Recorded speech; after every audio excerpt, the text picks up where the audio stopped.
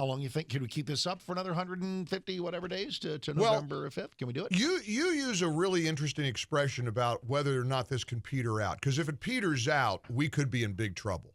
If people stay passionate and people stay engaged, and I don't think anybody's ever going to be able to forget that he's now a convicted felon, because the Democrats aren't going to let us forget it.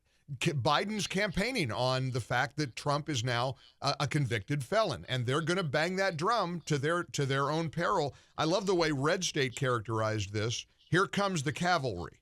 Stunning new Trump donation numbers, and they are huge. Did you see Miriam Edelman, Sheldon Edelman's wife, his widow? $100 million donation to Trump's PAC?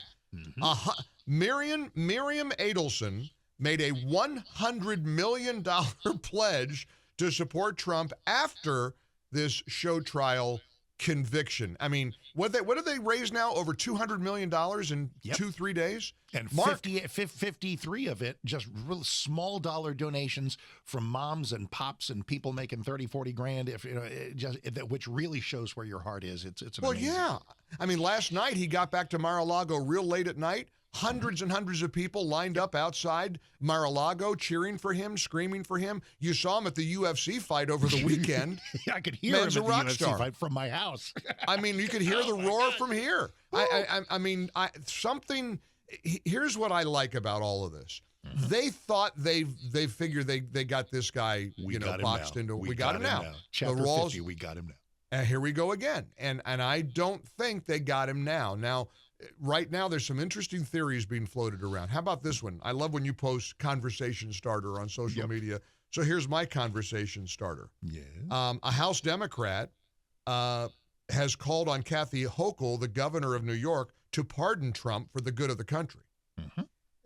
This guy's insisting. Representative Dean Phillips, he incidentally mounted a challenge to a primary challenge. He was one of the primary candidates against Biden. He said Trump is a serial liar, cheater, philanderer, a 6-time declarer of corporate blah, blah, blah, blah, blah. Governor Kathy Hochul should pardon him for the good of the country. Well, now, I'm going to tell you something, Mark. If Biden did that, Biden would win. Biden would win the presidency. But here's the thing: I think a president does pardons on state charges. I think it would correct. Have to be, have to be. But if the governor does it, and then Biden endorses that and says, "Well, I can't get out of the. I got to get out of the way of this," and Biden wins. I mean, if Trump got pardoned as an act in an act of desperation by the Democrats, whether it's Hochul on the state level, or if Trump, I don't think there's any more convictions coming before the convention or before the election. There aren't any trials coming before the right. But if that were to somehow mix things, something big's going to happen, Mark. They're either going to replace Biden at the convention, and I continue to insist that's going to happen, or they try to figure out how to pardon him. That goofy Governor Hochul will pardon. Something else.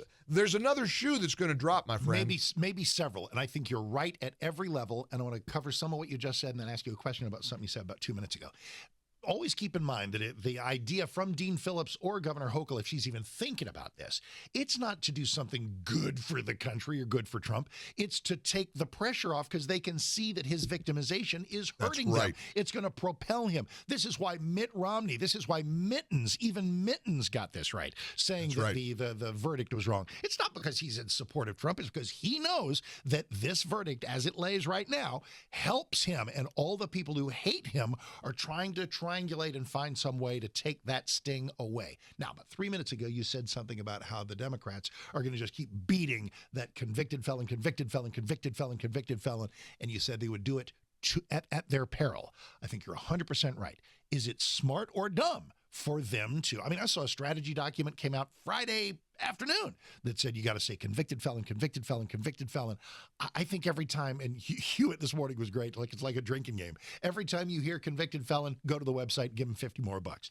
I think that, like so many other things, I think that backfires. Oh, well, and I don't know that they anticipated the backfire. I don't think they thought this was going to happen. I don't know. I mean, look. I made a pledge, incidentally. I made an executive decision Friday. Knowing you won't agree with my decision, but I'm going to stick with it. Well, I'm no longer playing any more clips from these unhinged lunatics on MSNBC or CNN ever again on my show. Not from now through the election. I know it makes for great radio, I'm sure. It can. I'm going to be very selective. Go ahead and give your logic, and I totally get it. Go ahead. Mm-hmm. I don't have a mission to come in here and infuriate my audience. And all it does is tick them off. All it does is I don't. Isn't there something constructive about that? Just infuriating my audience for the sake of infuriating them? No, there's not. No, not for empty fury. But for productive fury. Because I would think that I also, I'll tell you somebody who I am loath to play audio from, and that's Biden himself. It's just sad. It's just pathetic. It's baked in. Did you see the evil grin?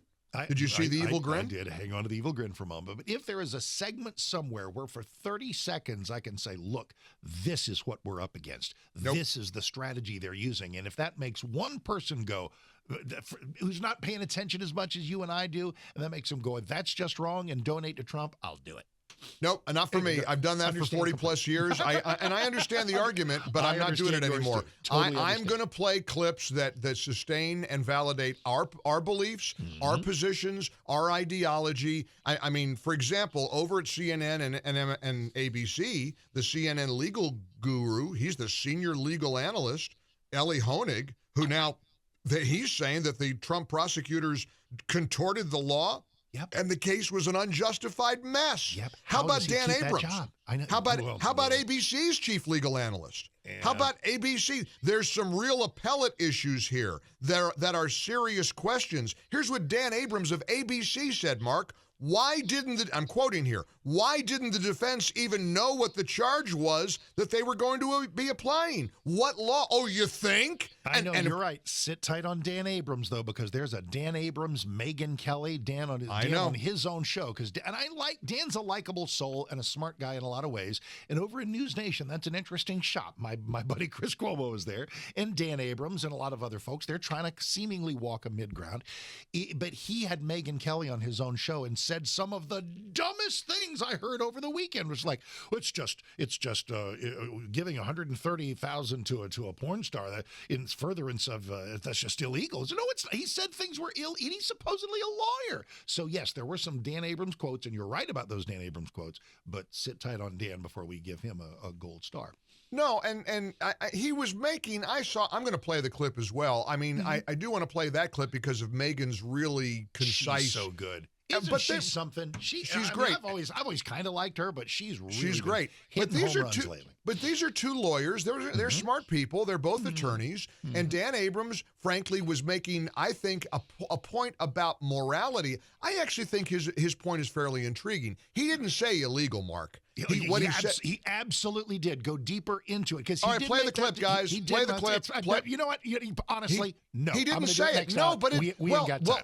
What we ought to have time is to have a good conversation about a very interesting question that is raised by Dan Abrams. Well, it was still fundamentally wrong. It was wrong to pay off a porn star.